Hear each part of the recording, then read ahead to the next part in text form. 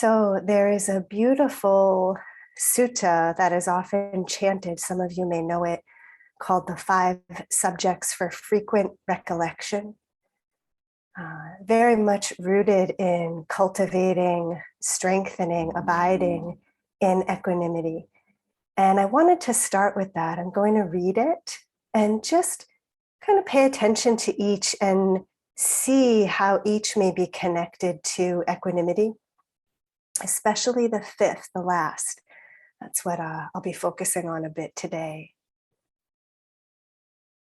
So, I am of the nature to age. I have not gone beyond aging. I am of the nature to sicken. I have not gone beyond sickness. I am of the nature to die. I have not gone beyond dying.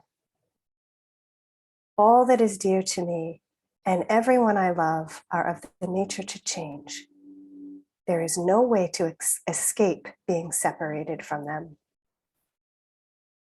My actions are my only true belongings.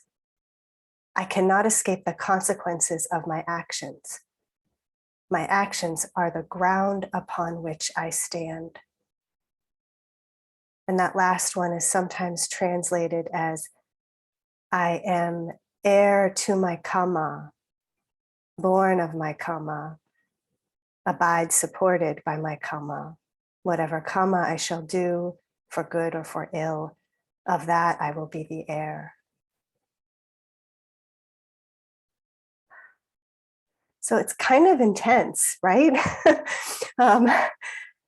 And the first 3, I'm guessing, pretty clearly relate to equanimity. How important it is to remember these bodies, remembering that we will age, we will sicken, we will die, and knowing that at a deep felt level.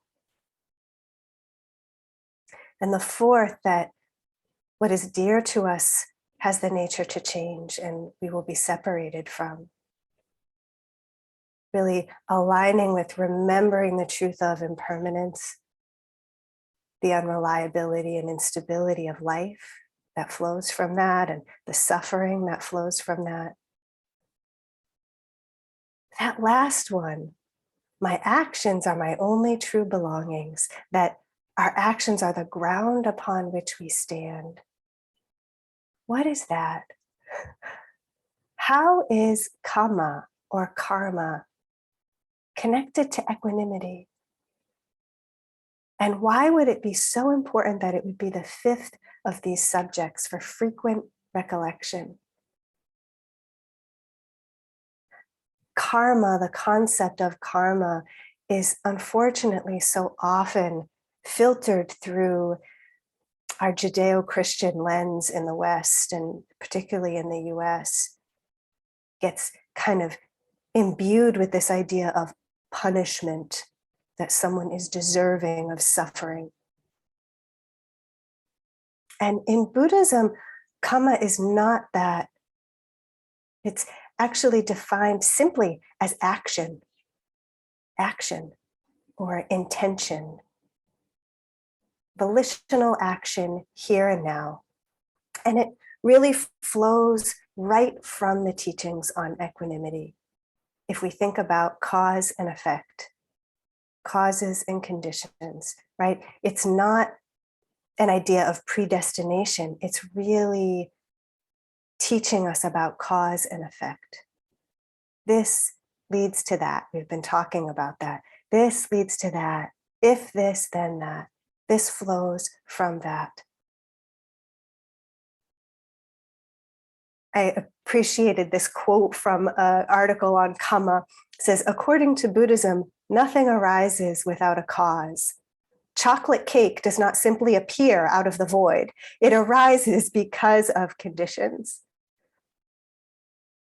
And we are impacted by causes and conditions. And we are acting in the world all the time, creating, adding to conditions for ourselves and others. So I think of Kamma somehow is almost like a river or many, many rivers flowing into this moment, this being unfolding. When I think sometimes about all of the causes and conditions bearing down on us, it can feel overwhelming. There's so much that we didn't choose, just as a tree doesn't choose the soil it lives in or the weather that exists while it is alive. But as it flows, once it flows into and through this being, this body, this mind, that's what we have choice in. That's the only thing we have choice in, and only in this moment. So, really, this idea, this encouragement that we are responsible for how what arises here or flows through here is stewarded and held and metabolized. Even if some of what arises kind of flows from conditions that we didn't have control over. So, one unfortunate example that I really truly didn't plan is I tested positive for COVID yesterday, and I'm sick. I've been sick for the last 24 hours. And it's been, causes and conditions, some related to my own choices, but just noticing all that shows up for me around that, all of the not wanting, not liking, the stories that say it's not fair. I was so careful, that almost take it personally that I got sick, or that the virus somehow chose me. The fear that shows up sometimes, and all of that has a right to be here. But seeing how really it is mine to steward, and that if I'm not aware of it, I can do harm to myself emotionally, or I can put myself in a pretty bad mood that can then impact others. Whereas if I remember, oh, right, this body too, I'm subject to sickness, it also kind of connects me to every living being. And then there's that doorway to equanimity and compassion. So our actions are the ground upon which we stand, because really that's all we are. If there is no separate, solid, continuous self, then our kind of beings comprise of this unfolding, our actions, our choices within and outside of us. I have long felt very heartbroken by, but also committed to understanding how easily we can harm ourselves and others, right? We say a word, we roll our eyes, we follow a line of thought that's rooted in delusion, and it sort of dominoes and ripples, and before we know it, we're saying or doing something. With equanimity, we have that opportunity to see the tendency of our minds, that we don't have to act or react out of greed, hatred, and delusion. And there's this beautiful dialogue between the Buddha and his son. The Buddha asks him, "What do you think, Rahula? What is a mirror for?" And Rahula says, "For reflection, sir." The Buddha says, "In the same way, Rahula, bodily acts, verbal acts, and mental acts are to be done with repeated reflection." Repeated reflection. He doesn't say, see it with shame or judgment or make sure you get it right. It's really a practice. We want to see and be aware, so that again, we can work with what's here, what's showing up, what's flowing through wisely and with love.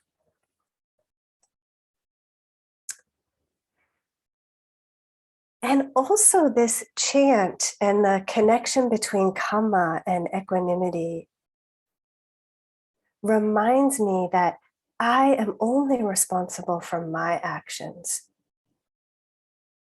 I can care of course, about others. And I'm a therapist, right? Every day I spend helping, supporting, but I can't make anyone act.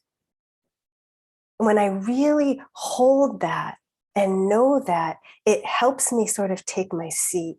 There's a peace and a kind of coolness in that wisdom, in the equanimity that can see that I'm responsible for what flows through here, and you are responsible for stewarding and understanding whatever flows through you, however that shows up in this lifetime or in this moment.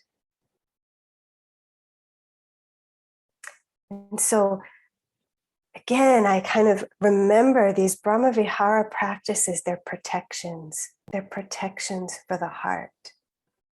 That as we abide in unconditional love, as we abide in unconditional compassion, unconditional joy, unconditional acceptance of how things actually are, cause and effect, we're protected. Our actions then flow from that. And our Kamma is then also protected, right? We're not adding fire to the world. We're not acting from greed, hatred, and delusion.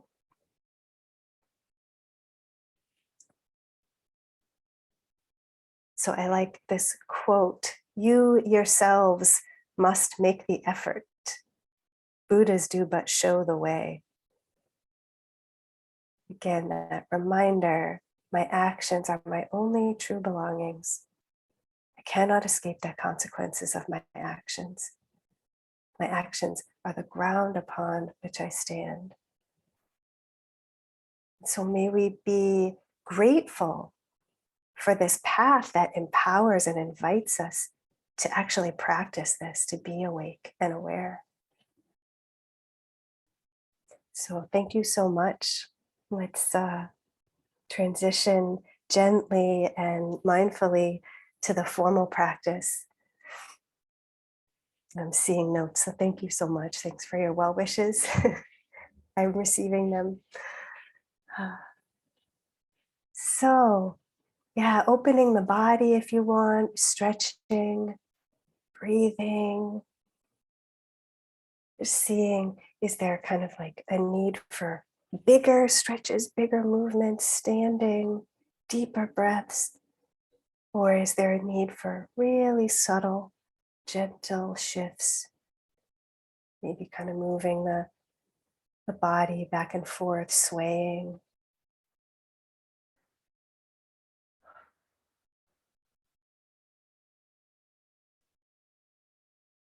Just really inviting the body to begin to settle.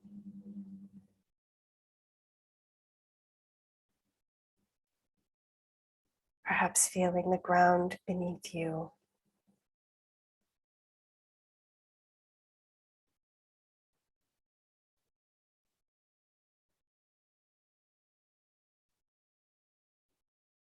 The heaviness of the limbs.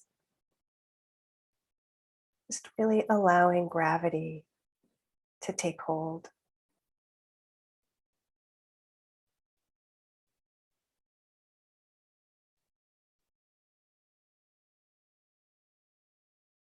And as the body begins to settle, you can begin to notice if the mind too can be invited to settle, to land.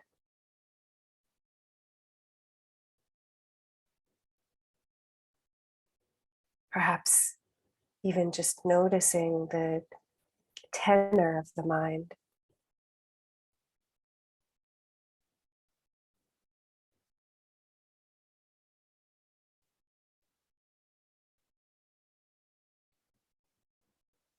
Connecting.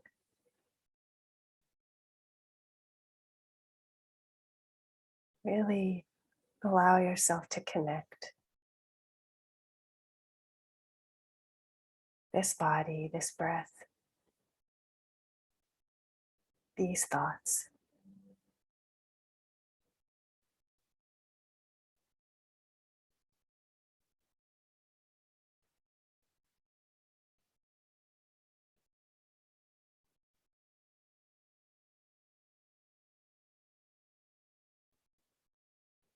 Always on offer is to steady the attention, steady the mind on the movement, the sensation of each in breath and out breath as it moves.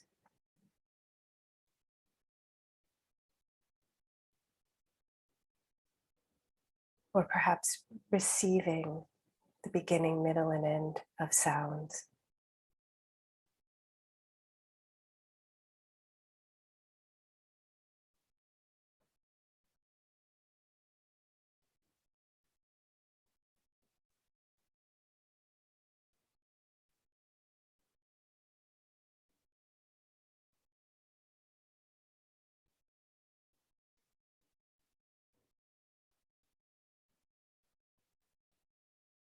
And on offer also is to perhaps hold the phrases of that chant lightly.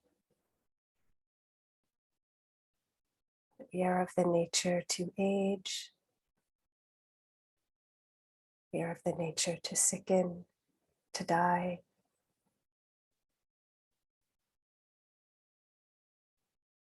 That all that is dear to us is of the nature to change.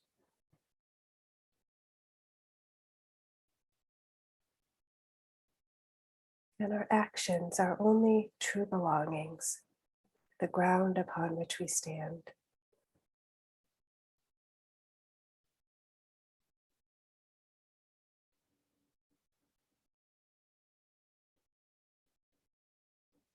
See if it's possible to maybe hold those phrases very lightly, maybe almost like in front of you, just breathing with them, seeing what arises in relation to them.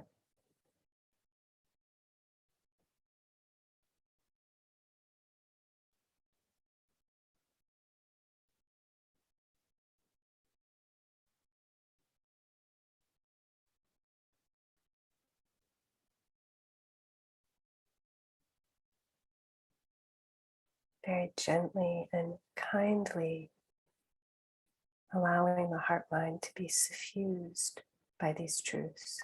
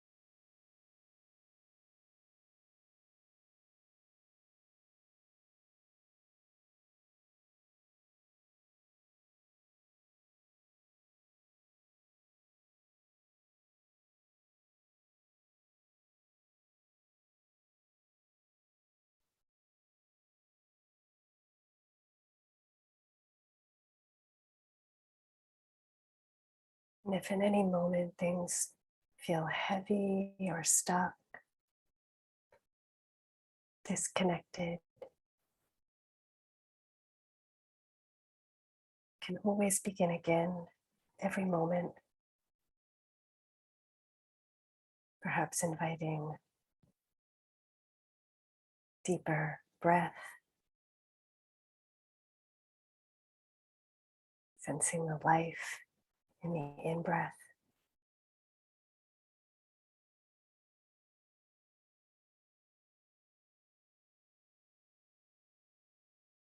really sensing how alive we are, how alive this moment is, that we are subject to aging, sickness, death, impermanence, because we're alive.